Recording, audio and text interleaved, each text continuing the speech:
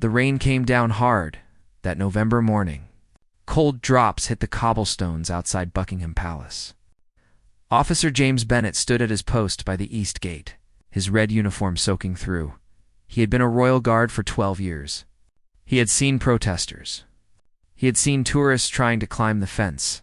He had even seen a man throw eggs at the palace walls. But he had never seen anything like. What was waiting at the gate that morning? A small wooden box sat on the ground, no bigger than a shoebox.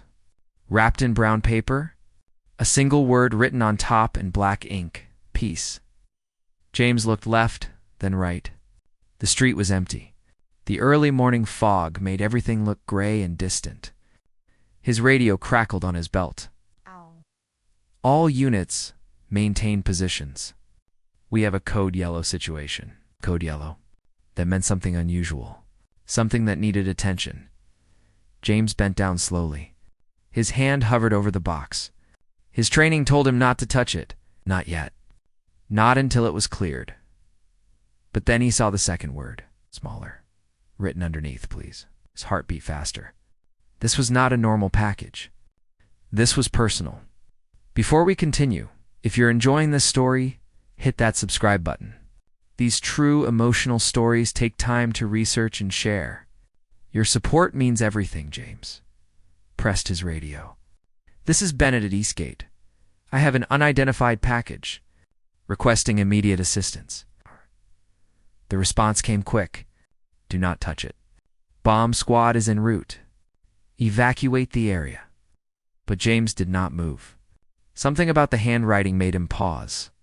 It looked rushed, desperate, like someone had written it with shaking hands. The box was tied with string. Old-fashioned string, the kind his grandmother used to use. And there was something else, a smell, faint but familiar.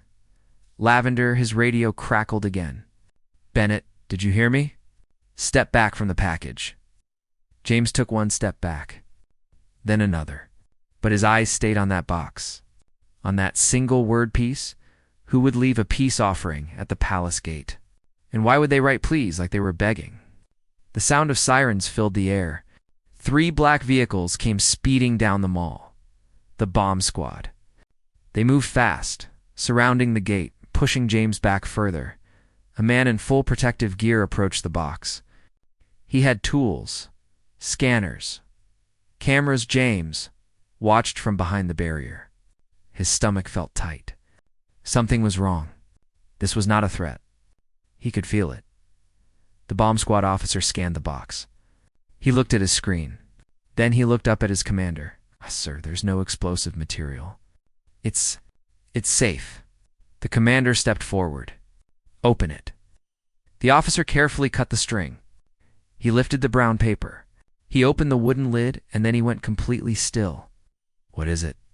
The commander asked. The officer did not answer right away. He just stared into the box. Then, slowly, he reached inside and pulled something out. A photograph. Even from a distance, James could see it. A young man with red hair, smiling, standing next to an older woman, both of them laughing. The officer pulled out something else. A letter folded, sealed with wax. The commander took the letter. He broke the seal. He read silently. His face changed. First confusion, then shock, then something that looked like sadness. Who sent this? He asked quietly. The officer checked the box again. He found a small card tucked into the corner. He read it aloud. From Harry. For my grandmother. I'm sorry I couldn't say goodbye. The air seemed to freeze. James felt his breath catch in his throat. Harry, Prince. Harry, the Duke of Sussex. The man who had left the royal family. The man who had walked away from everything. He had come back. In the only way he could. The commander's voice came through the radio, sharp and clear. Secure this package immediately. No one speaks about this. No one. But it was too late. James had seen it. He had heard it. And he knew that this was not just a peace offering. This was a goodbye that had come too late. Asterisk. The commander held the letter like it was made of glass. His name was Colonel Richard Harding. 30 years in service to the crown. He had protected 3 generations of royals, but right now his hands were shaking. "Get this inside," he said quietly. "Directly to the private secretary? No detours. No stops." 2 officers moved forward. They placed the box, the photograph, and the letter into a secure case. Then they disappeared through the palace gates. James watched them go. His shift was supposed to end in 20 minutes. But he knew he would not be going home. Colonel Harding turned to face the remaining guards. His eyes were cold, hard. "What happened here this morning does not leave this gate. Is that understood?" Everyone nodded. "If I hear one word about this on social media, in a newspaper, or in a pub conversation, there will be consequences. Serious consequences." James felt his phone buzz in his pocket. A text from his wife. "When are you coming home?" He could not answer. "Not now." The colonel walked over to James. He stood close. Too close. "You were the first one here, Bennett. You saw the box. What did you think when you saw it?" James swallowed. "I thought it might be dangerous, sir." "And now? What do you think now?" James hesitated. The truth was complicated. The truth was that he had felt something when he saw that word. Peace. Like someone was reaching out across a great distance. "I think someone wanted to say something they could not say any other way." "Sir?" The colonel's jaw tightened. "That someone made a choice 3 years ago." He walked away. He said things on television, in books, in interviews, things that hurt his family, yes, sir. And now he wants forgiveness? He wants peace. The colonel's voice rose slightly.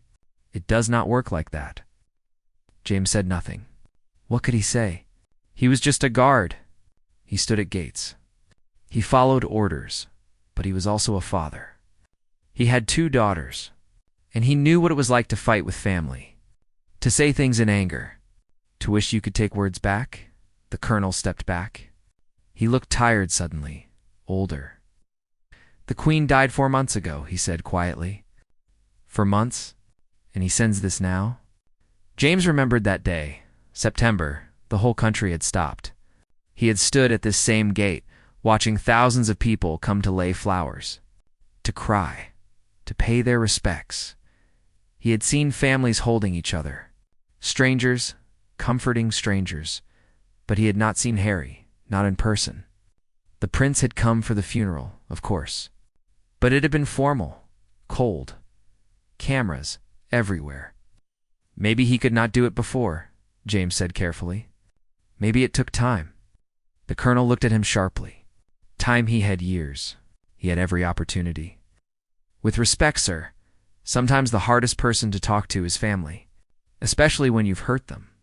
The colonel was quiet for a long moment. Then he turned away. "You're dismissed, Bennett. Go home. Forget what you saw." James knew he would not forget. Could not forget. He walked to the staff room to change out of his uniform. His hands were stiff from the cold. His mind was racing. What had the letter said? What was in that photograph? He pulled out his phone. Typed quickly. "I'll be late." Something happened at work. His wife responded immediately. "Are you okay?" "Yes, just tired." He changed into his civilian clothes. Jeans. A jacket. He looked like any other man heading home from work. But he did not feel normal. He felt like he was carrying a secret that was too heavy as he walked out through the staff exit. He saw something that made him stop. A man standing across the street, tall, wearing a black coat and sunglasses. Even though it was raining, the man was watching the palace. Not moving. Just watching. James felt his instincts kick in. He pulled out his phone. Took a quick photo. Then he kept walking. But he looked back once. The man was gone. James walked faster. His heart was pounding now. Was he being paranoid? Maybe, but 12 years as a royal guard had taught him to trust his gut. He made it to the tube station, went underground. The platform was crowded with morning commuters. He found a seat on the train, pulled out his phone, looked at the photo he had taken. The man's face was blurry, but there was something familiar about him. Something in the way he stood. James zoomed in, enhanced the image as much as his phone would allow, And then he saw it. A small detail. Easy to miss, but impossible to ignore once you noticed it. The man's left hand. He was wearing a signet ring. Gold. With a crest. The same crest James had seen 1,000 times on official documents. The royal crest. James's stomach dropped. Who was that man? Why was he watching the palace? And more importantly, was he connected to the box Harry had left? The train pulled into the next station. James stood up. Changed trains. Doubled back. Standard counterdash surveillance by the time he got home. He was sure no one had followed him, but he was also sure of something else. This was not over. Whatever Harry had started by leaving that box, it was only the beginning. James did not sleep that night. He lay in bed next to his wife, staring at the ceiling. The rain had stopped, but he could still hear it in his mind. The way it had sounded against the cobblestones that morning. At 3 a.m, his phone rang. His wife stirred. Who's calling this late? James grabbed the phone. Unknown number. Hello? Officer Bennett. This is Colonel Harding. I need you to come back to the palace. Now. James sat up. Sir, it's 3 a.m. I'm aware of the time. This is not a request. A car is already outside your house. The line went dead. James looked out the window. A black sedan sat at the curb. Engine running. Headlights off. I have to go, he told his wife. James, what's happening? I don't know. But I'll call you as soon as I can. He dressed quickly, kissed his wife, then went outside. The driver did not speak, did not even look at him, just drove. They arrived at the palace in 20 minutes, but they did not go to the main gate. Instead, they went around to a side entrance. One James had only used a handful of times in 12 years. The private entrance. For senior staff only, Colonel Harding was waiting inside. He looked like he had not slept either. His uniform was wrinkled. His eyes were red. Follow me. They walked through corridors James had never seen. Portraits on the walls? Old furniture. Everything quiet except for the sound of their footsteps. They stopped at a heavy wooden door. The colonel knocked twice. Come in. James recognized that voice. He had heard it on television, in speeches. At official events, they entered a small study. Dark wood panels, a fireplace, books lining the walls, and sitting behind a desk was a man. James had only seen from a distance, the king's private secretary. Sir Michael Ashford. Sit down, Officer Bennett. James sat. His mouth was dry. Sir Michael held up the letter, the one from the box. Have you told anyone about what you saw this morning? No, sir. Not your wife? Not a friend? No one, sir. Oh, sir. Sir Michael studied him. Then he opened the letter. Read it aloud. Dear Granny, I know I have no right to write this. I know I hurt you. I know I hurt everyone. But I wanted you to know that I loved you. That I never stopped loving you. Even when I left. Even when I said terrible things, I was angry and confused, and I thought leaving was the answer. I was wrong. I'm so sorry I did not come back before you were gone. I'm so sorry I wasted time being stubborn and proud. This photograph is from the last time we laughed together. Do you remember? It was at Balmoral. You told me that story about grandfather and the bees? I want to remember that day. Not the fights. Not the interviews. Just that day. Just us laughing. I hope you can forgive me. I hope you're at peace. I'm trying to find my way back, but I don't know if they'll ever let me. Your loving grandson, Harry? The room was silent. James felt his throat tighten. He thought about his own grandmother, the way she used to make him tea when he was upset, the way she never judged him. Sir Michael folded the letter carefully. The king has read this. So has the Prince of Wales. They have made a decision. James waited. This letter, this photograph, this entire incident must be erased. It never happened. Do you understand? Sir, with respect, why? He's apologizing. He's doing it in public. Sir Michael's voice was sharp. He left this at the gate where anyone could have found it. where guards would see it, where it could leak to the press. Maybe he had no other choice, James said quietly. There is always a choice. He could have called. He could have written privately. Instead, he chose drama. He chose spectacle. Or maybe he chose the only way he thought would actually reach them, James said. Sir Michael's eyes narrowed. You're a Royal Guard, Officer Bennett. Your job is to protect the family, not to psychoanalyze them. I understand, sir. But I also understand that families are complicated. This is not a family. This is the monarchy. There are rules, protocols, traditions that go back centuries. And what good are those traditions if they keep a grandson from saying goodbye to his grandmother? The room went cold. Colonel Harding stepped forward. Bennett, that's enough. But Sir Michael held up a hand. No, let him speak. I want to hear what he thinks. James took a breath. He knew he was risking his job, maybe his career, but something in him could not stay quiet. I think Harry made mistakes. I think he said things he shouldn't have. I think he hurt people he loves, but I also think he's trying. And maybe that letter isn't perfect. Maybe leaving it at the gate wasn't the right move, but it's real. It's honest. And maybe that's worth something. Sir Michael was quiet for a long time. Then he stood. The king has ordered that the box, the letter, and the photograph be destroyed, burned, along with any record that they ever existed. James felt his heart sink. Sir, you can't, I can, and I will, because that is what the king has commanded. But Harry poured his heart into that letter. He's asking for forgiveness, and he will have to ask in the proper way. Through proper channels, not through theatrical gestures at palace gates. Sir Michael walked to the fireplace. He held the letter over the flames. Please don't, James said. This is not your decision to make. The letter caught fire. The edges curled and blackened. The words disappeared. James watched it burn. He thought about Harry, wherever he was, hoping that his message had been received, hoping that it had mattered, but it was turning to ash. When the letter was gone, Sir Michael turned back to James. You will sign a non-disclosure agreement? You will never speak of this. Not to your wife, not to your children, not to anyone. If you break this agreement, you will be prosecuted to the fullest extent of the law. James nodded slowly. I understand. Good. Colonel Harding will take you home. You're suspended for 2 weeks. With pay. Consider it a vacation? Suspended? Why? Because I need to know you won't talk. 2 weeks to cool down.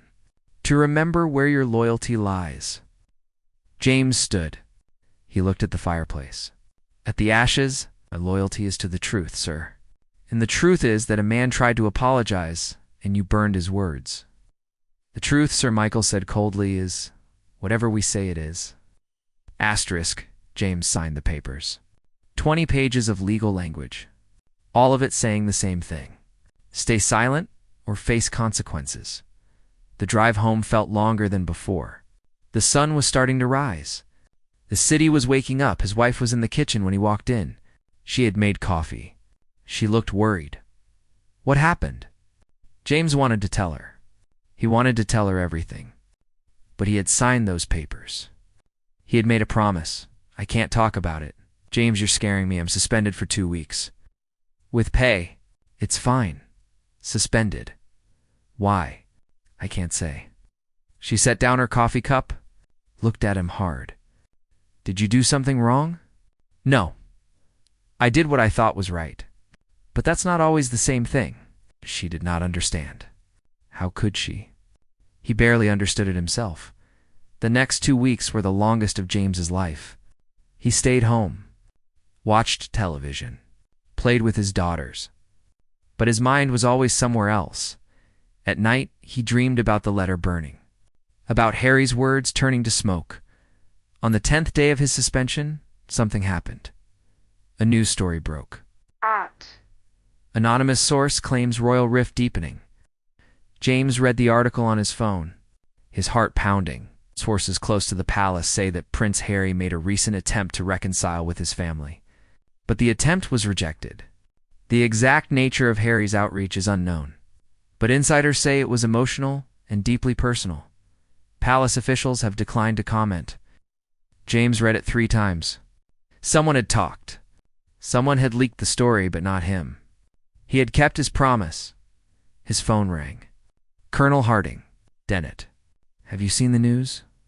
Yes, sir. Did you talk to a reporter? No, sir. I signed the agreement. I kept my word. There was a pause. I believe you, but someone talked. And now there's going to be an investigation. An investigation into what? The story doesn't even mention the letter or the box. It mentions an attempt at reconciliation. That's enough. The king is furious. James felt a cold weight in his stomach. What happens now? Everyone who knew about the incident will be questioned. That includes you. Be ready. The line went dead. James looked at his wife. She was watching him from the doorway. What's going on? She asked. I don't know, but I think it's about to get worse. The next day, James was called back to the palace. Not to Sir Michael's office. To a different room, smaller, no windows. 3 people sat across from him. 2 lawyers. 1 investigator. Officer Bennett, we have reason to believe you may have spoken to a journalist about a sensitive matter. I didn't. I signed the agreement. I kept my word. Investigator slid a photograph across the table. It was the man James had seen outside the palace. The one with the signet ring. Do you recognize this man? James hesitated. I saw him. Outside the palace. The morning of the incident, did you speak to him? No, he was just standing there, watching. And you didn't report him? I took a photo. I was going to report it when I got to work the next day. But then I was suspended. The investigator leaned forward. That man is Daniel Cross. He's a journalist. Specializes in royal stories. And he published the article about Harry's reconciliation attempt. James felt his stomach drop. I didn't talk to him. I swear, but you saw him. And you didn't report him immediately. I was following protocol. Your protocol was to secure the area. To report any suspicious activity immediately. I did secure the area. The bomb squad was there. You failed, Officer Bennett. You allowed a journalist to observe a sensitive situation. And now the story is out. James felt anger rising in his chest. With respect, I'm not the one who failed. I found the box. I followed orders. I signed the papers. Someone else leaked that story. Someone who knew more details than I saw. The lawyers exchanged glances. What are you suggesting? One of them asked. I'm suggesting that maybe the leak came from inside. From someone higher up? The room went silent. The investigator closed his folder. You're dismissed, Officer Bennett. We'll be in touch. James walked out. His hands were shaking. He had just accused palace insiders of leaking information. That was career suicide. But he did not care anymore. Because he knew the truth. They were not trying to protect the monarchy. They were trying to protect their own power. Their own version of events. And Harry's letter, Harry's apology, did not fit that version. When James got home, his phone buzzed. A text from an unknown number. We need to talk. Meet me at St. James's Park. Noon tomorrow. Come alone. DC James stared at the message. DC Daniel Cross, the journalist. He should delete it. Ignore it. Stay away. But part of him wanted answers. Wanted to know what really happened. He texted back. How did you get my number? The response came immediately. I have my sources. Will you meet me? James thought about his job, his family, the agreement he had signed. Then he thought about the letter burning, about Harry's words disappearing into ash. He typed one word. Yes. The next day, James walked through St. James's Park. It was cold. Leaves covered the ground. People hurried past, heads down against the wind. Daniel Cross was sitting on a bench by the lake. He was younger than James expected. Maybe sharp eyes, confident. James sat down. Said nothing. Thank you for coming, Daniel said. I shouldn't be here. I know. But you're here anyway. That tells me something. What does it tell you? That you care about the truth more than you care about rules. James shook his head. I care about both, but sometimes they conflict. Daniel pulled out a notebook. I want to know what you saw that morning. What was in the box? What the letter said? I can't tell you. I signed an NDA. That NDA is designed to protect powerful people. Not the truth, maybe, but I gave my word. Daniel was quiet for a moment. Then he said, I already know most of it anyway. I know Harry left a letter. I know it was an apology to the Queen. I know it was destroyed. James looked at him sharply. How do you know that? Because I have a source inside the palace. Someone who thinks what happened was wrong. Who? Daniel smiled. I can't tell you. Journalist's privilege. James stood up. Then we have nothing to talk about. Wait, Daniel stood too. I'm going to publish the full story, with or without your help. But I want to get it right. I want people to know what really happened. Why? What difference does it make? Because Harry's trying to make peace, and they're stopping him. They're controlling the narrative. And that's not right. James thought about the letter, about Harry's words. I'm trying to find my way back, but I don't know if they'll ever let me. If I tell you anything, James said slowly, I lose everything. My job, my pension, maybe even my freedom. No. And I wouldn't ask if it wasn't important. James looked across the lake, watched the ducks swimming. Peaceful. Simple. I can't, he said finally. I'm sorry. He started to walk away. Officer Bennett, Daniel called after him. There's something else you should know. James stopped. Turned back. Harry's letter wasn't the only thing destroyed that day. There was a video message too. On a USB drive, hidden in the bottom of the box. James felt his blood run cold. A video? Yes, Harry recorded himself, talking to his grandmother, saying everything he couldn't say when she was alive. How do you know this? My source. They saw it before it was destroyed. What did he say in the video? Daniel shook his head. That, I don't know. My source didn't get to watch it. But they said Harry was crying. James closed his eyes. Imagined it. Harry sitting alone somewhere, recording a message to a grandmother who would never see it, pouring out his heart. And then that message being erased, destroyed, like it never existed. They had no right, James whispered. No, they didn't. James opened his eyes, looked at Daniel, made a decision that would change everything. I'll tell you what I know, but not here, and not today. 3 days later, James met Daniel again, this time in a small cafe in Soho, far from the palace. Far from anyone who might recognize them. They sat in the back corner. James ordered tea. Daniel ordered coffee. Before I say anything, James began, I need to know something. Your source inside the palace. Can you promise they won't get caught? Daniel nodded. They're careful. Very careful. And they have reasons for doing this that go beyond just this story. What reasons? They believe the institution is broken. That it's more concerned with image than with people. And they think Harry's treatment is proof of that. James stirred his tea. I've been thinking about this for days. About what's right. What's wrong? And I keep coming back to one thing. What's that? Harry made mistakes. But he's trying to make amends. And they won't let him. They'd rather have a permanent rift than show any vulnerability. Any forgiveness?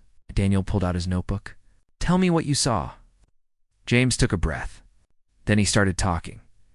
He told Daniel about finding the box in the rain, about the word peace written on top, about the photograph of Harry and the Queen laughing together, about the letter and the lavender smell. He told him about the burning, about watching Harry's words turn to ash dot, and then he told him about something he had not told anyone else. There was something in the box I didn't mention before. A small toy soldier, painted red, like the Royal Guard uniforms. Daniel looked up. What's the significance? When Harry was little, the Queen used to give him toy soldiers. It was their thing. She'd tell him stories about brave soldiers protecting the kingdom, and Harry would line up his toy soldiers and pretend he was commanding them. How do you know this? Because one of the older guards told me. He remembered Harry as a boy, running around the palace grounds, playing soldier. Daniel wrote quickly. So the toy was a symbol, yes, of their connection. Of when things were simple? Before everything got complicated, what happened to the toy? James's jaw tightened. Burned. With everything else, Daniel set down his pen. This is incredible. This is the story. Harry trying to reach his family through memories, through symbols, and them destroying it all. There's more, James said quietly. What? I think I know who your source is. Daniel's expression did not change. I told you. I can't reveal that.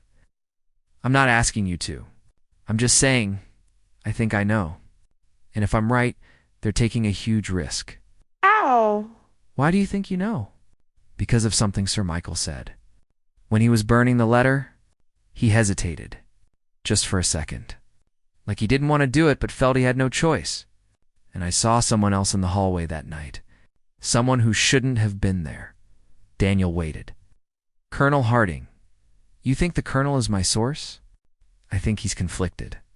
I think he spent his whole life serving the crown. But I think he also has a conscience.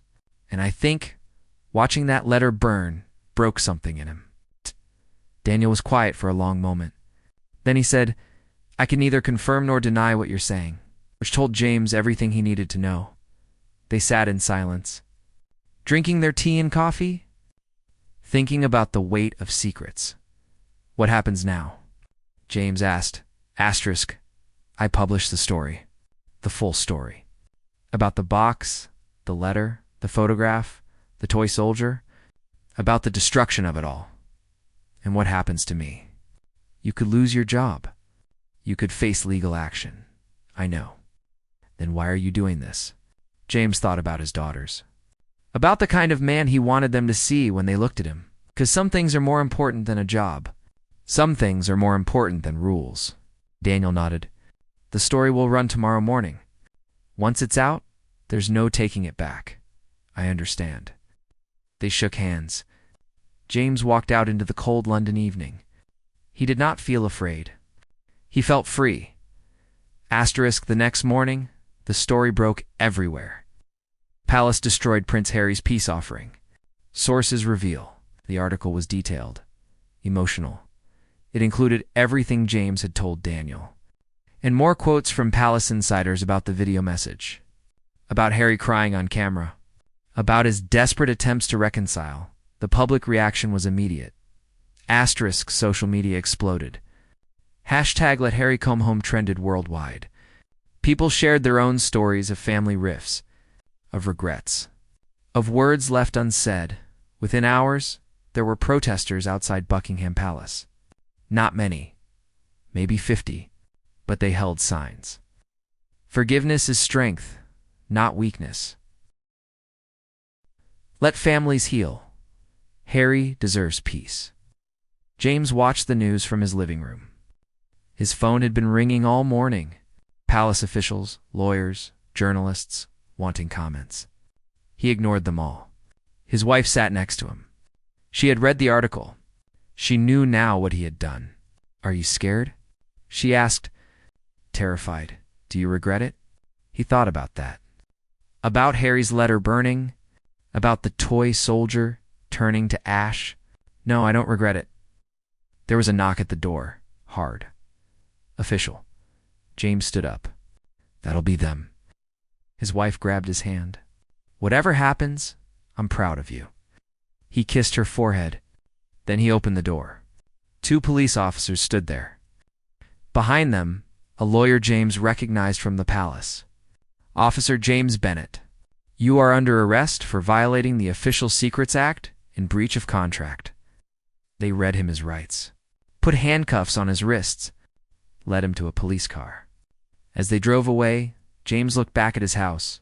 His wife was standing in the doorway, crying, but she was also smiling, because she understood. Some battles were worth fighting, even when you knew you could not win.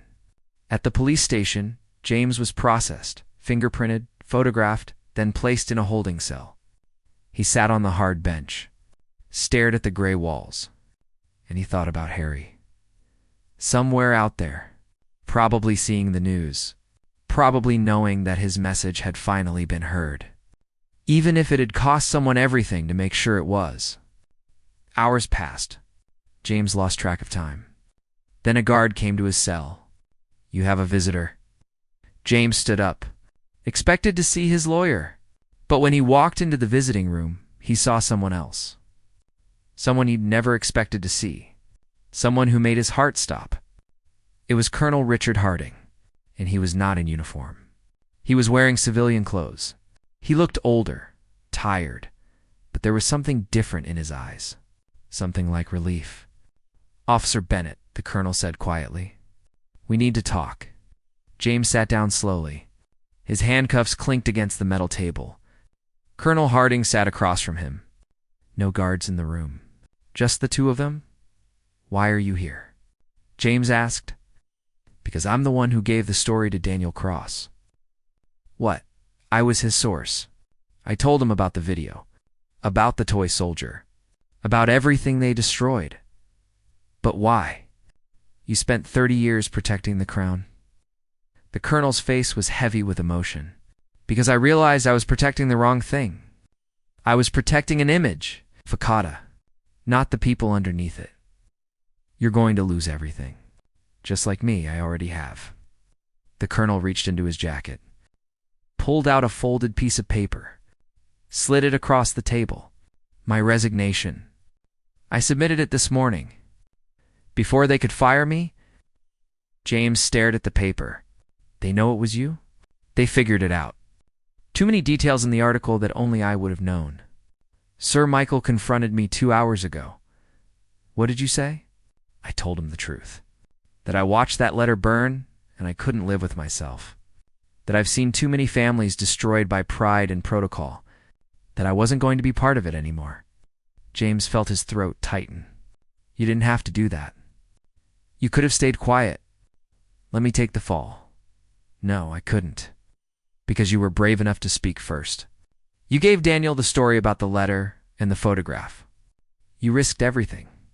And I realized that if a young guard had more courage than a 30-year colonel, then I was on the wrong side." Always. Two men who had dedicated their lives to service, now facing ruin for telling the truth. "What happens now?" James asked. "We wait. The palace is in chaos. The story has gone global. There's pressure from everywhere. The public, the press, even some members of parliament are asking questions. Questions about what? About whether the monarchy is relevant if it can't even allow basic human forgiveness? About whether tradition is more important than family?" Colonel Harding leaned forward. "But there's something else. Something I need to tell you before anyone else does." "What?"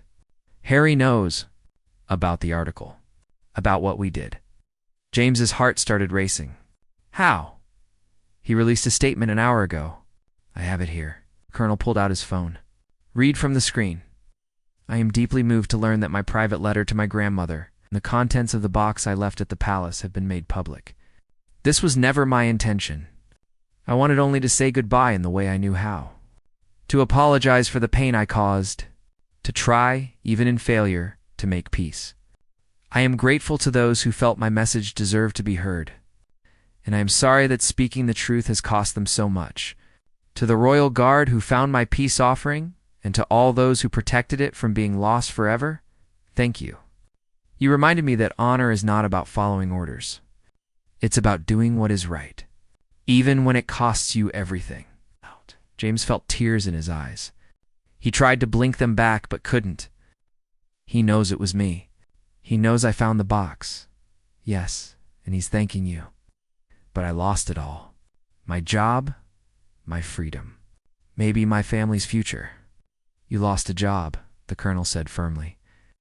"But you kept your soul. That's worth more." The door opened. A lawyer walked in, young, professional. She set down a briefcase. "Officer Bennett, Colonel Harding. My name is Rachel Morrison. I'm here to represent you both." "I can't afford a lawyer," James said. "But you're not paying." Someone else is covering your legal fees. All of them who... Rachel smiled slightly. I'm not at liberty to say. But let's just say you have a very grateful client who wants to make sure you're protected. James looked at the colonel. They both knew who it was. Rachel opened her briefcase. Pulled out documents. The palace is dropping all charges. James's heart leaped. What? Why? Because if this goes to trial, they'll have to explain why they destroyed a private letter meant for a deceased family member. Why they erased a video message. Why they punished people for speaking the truth. And that's a story they don't want told in court. Although we're free. Free. But with conditions. You both sign new NDAs. You don't give interviews. You don't write books. You disappear quietly. And if we don't sign, then they prosecute.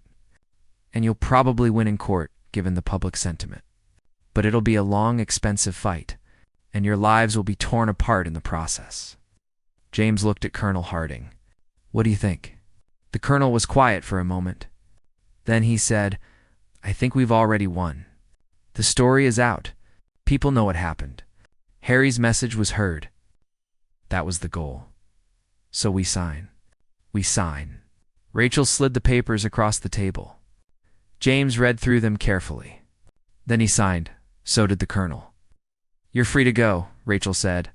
Both of you. James walked out of the police station into the afternoon sun. His wife was waiting outside. She ran to him, hugged him so tight he could barely breathe. It's over, he whispered. They dropped the charges. She pulled back, looked at him. Was it worth it? James thought about Harry's statement, about being thanked for doing what was right, about the colonel sacrificing 30 years of service because he couldn't live with the lie anymore. Yes, it was worth it. Oh. They walked to their car, drove home. The city looked the same as always, people going about their lives, unaware of the small battle that had just been fought behind palace walls. But James knew, and the colonel knew, and somewhere, Harry knew. That night, James sat with his daughters. Read them stories. Tucked them into bed, his youngest looked up at him. Daddy, why were you gone today? I had to do something important. What? James smiled. I had to help someone say sorry. Even though it was hard, did it work? James thought about the letter burning, about the video being destroyed, about all the pain and loss. But he also thought about Harry's words. You reminded me that honor is not about following orders. It's about doing what is right. Yes, sweetheart? I think it worked. 2 weeks later, James received a package.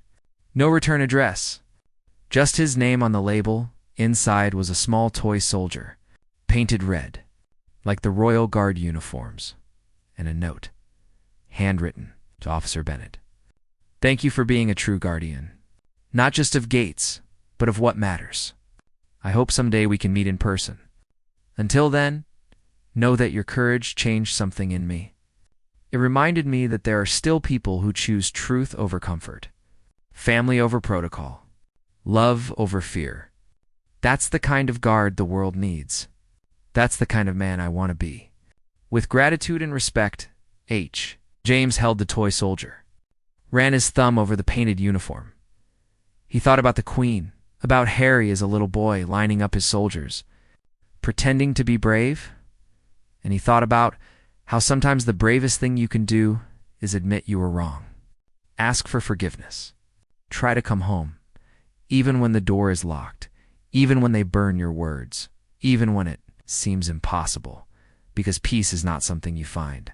It's something you build.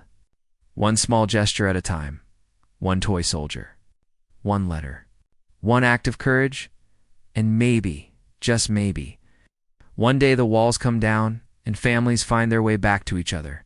James placed the toy soldier on his desk, where he could see it every day, a reminder that honor is not. It's about following orders, it's about doing what is right, even when it costs you everything, especially then, because that's when it matters most.